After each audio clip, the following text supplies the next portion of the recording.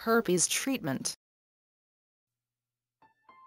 Over my 10 years of searching, I only found this one solution, and it was so different from all the others because it wasn't based on suppression. Suppression meaning keeping your outbreaks to a minimum. So the solution that I found actually eradicates the virus from your system. It goes into each and every cell and removes the virus, which to me was so exciting news. I mean, just hearing that this was a possibility was all I needed to hear.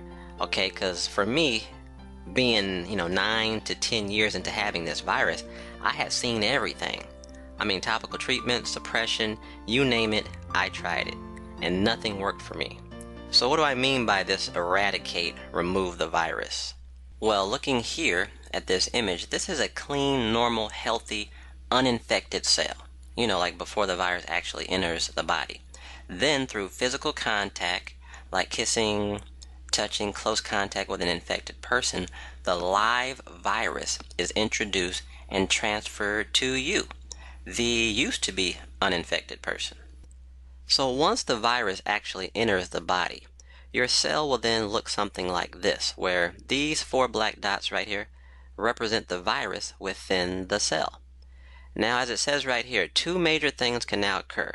The first thing that can occur is that the cell can explode, releasing the living virus, which makes its way through the neural pathways of the body and presents itself on the surface of the skin, causing areas of inflammation, pain, and spots. We normally call this an outbreak. The second thing that can occur is that the cells can multiply, as shown here in the diagram. But the cells multiply with the contained virus. So over time, your viral load begins to grow exponentially, in which the virus actually joins your DNA and just stays in the cell. Now, if you don't take away anything else from this video, you must get this. It's very, very, very, very, very important to understand what happens when viruses go untreated for long periods of time.